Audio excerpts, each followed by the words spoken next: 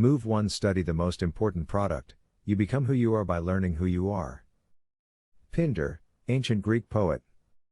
It's only in the movies that someone gets hit by a lightning bolt of inspiration and suddenly knows exactly what to do with his or her life. The reality is that knowing who you want to be is a process that requires effort. Let's look at what some of the great philosophers have said about knowing ourselves. The most difficult thing in life is to know yourself. Thales of Miletus.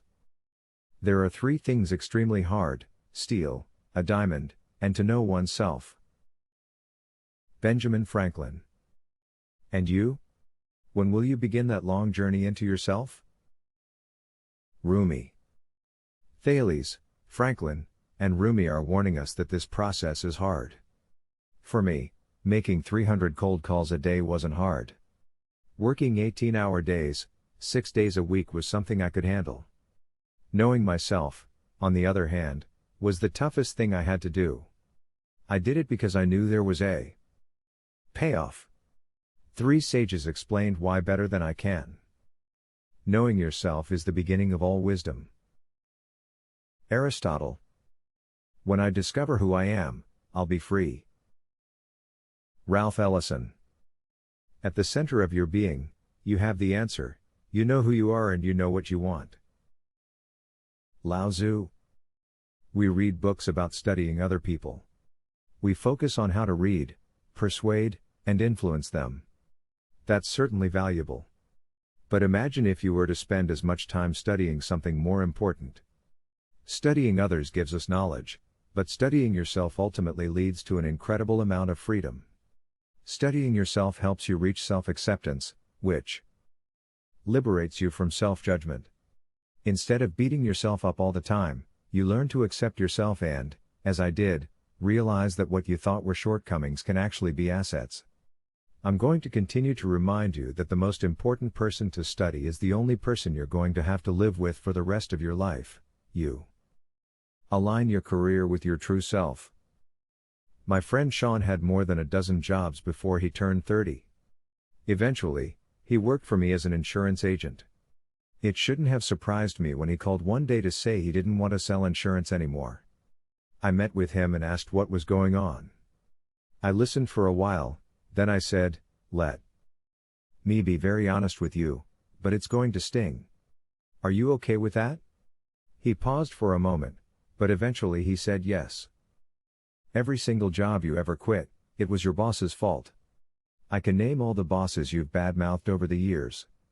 It's always someone else's fault, but you know whose fault it never is? Yours. Why do you think this is?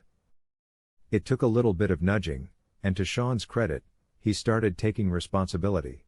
He understood that the only way to make our conversation productive was to look inward rather than point fingers outward. We started processing. He began digging beneath his surface anger, talking about a guy he had hired who had now surpassed his own income.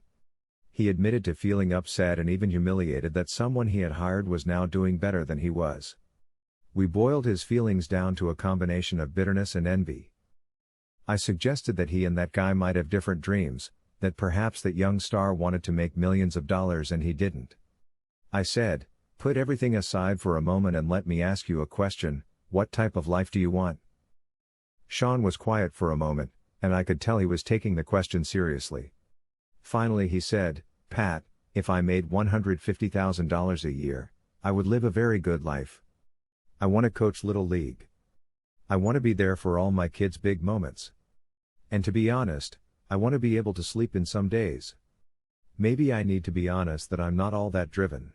Sean's candid self-reflection gave him direction. He started to see that he didn't have to compare himself with colleagues or friends. He didn't have to try to be the richest person in his office. Once he realized what would make him truly happy and satisfied, a $150,000 yearly income and plenty of family and leisure time, everything started to fall into place. As we talked about it, he asked, "But isn't this thinking too small?" "To someone else, maybe it is," I said. "But are you comfortable knowing that you may never ND out your true potential in business but can still make a comfortable living and be a phenomenal dad?" Sean became quiet again, and I gave him time to reflect. He started to see that this discussion wasn't about other people, it was strictly about him. He needed to be honest about who he was and what he wanted out of life. Maybe as a way to distract himself from how uncomfortable this type of reflection can be, he asked me what I wanted. "This has nothing to do with me or anyone else," I said. "When you've decided what your best life looks like and execute that vision, you won't be envious." "I hear you, Pat," he said. "But I'm still curious about what you want." "I want to take over the freaking world, but that's me, not you. You can't try to be me, and I can't try to be you. That's the worst thing you can do." Sean nodded, relieved. He had a goal, the right goal. He could create a long-term strategy around it, not just a quick X, i.e., quitting a job.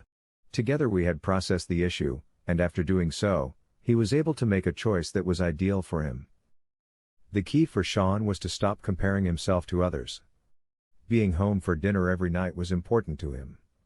And for the life he wanted, he could coast his way to making $150,000 a year and devote his heart and soul to his kids. Why try to act like Jeff Bezos or Richard Branson when you are wired differently and have different goals? Studying the most important product requires you to dig deep. Sean, like many people, had been operating on false assumptions about what motivated him. He hadn't reached down far enough or been honest enough with himself. When he did, suddenly his world made sense and he understood the choices he had to make to be fulfilled. Keep in mind that there still may come a day when he will wake up wanting to give more in order to experience more. As we're about to discuss, your goals will evolve over time. If Sean notices envy creeping in, it will be a powerful indicator that he should re-examine his goals. In his insightful book Principles, Life and Work, Ray Dalio said, "I learned that if you work hard and creatively, you can have just about anything you want, but not everything you want. Maturity is the ability to reject good alternatives in order to pursue even better ones." When you're honest about who you are, you learn to stop wanting everything. Envy is an indicator that alerts you if you're being honest with yourself. If you can look at someone who has things you don't and say, "You know what? I really don't want that," you know you're in a good place. If you say you don't want something but don't mean it, envy will eat away at you. What it's telling you is that you really do want it but are afraid to work for it. What will give you peace of mind is being honest enough to know who you are and do what it takes to live the life you want. You'll know you are living the best version of yourself when your reaction to the success of others, including those who have things you don't have, is feeling happy for them. Again, if you feel envy, it's an indicator that either you're lying to yourself about what you want or you lack the discipline to accomplish it. I've met many unfulfilled, unhappy people. The most dangerous unhappy people I've met are those who are both extremely ambitious and extremely lazy. What this combination produces is envy, which is a deadly sin that will make your life a living hell. These are people who think big and want to do something big, but they're not willing to put in the work to earn it. They'll cheat. They'll throw you under the bus. They're constantly looking for shortcuts. And if someone else has what they want, it eats away at their very soul. If someone is winning at a higher level than you are, either lower your expectations to match your work ethic or increase your work ethic to exceed your expectations. If you do neither, you'll be miserable. What it all boils down to is that alignment is the key to fulfillment. Keep these things in mind. Your vision must align with who you want to be. Your choices must align with your vision. Your effort must align with the size of your vision. Your behavior must align with your values and principles.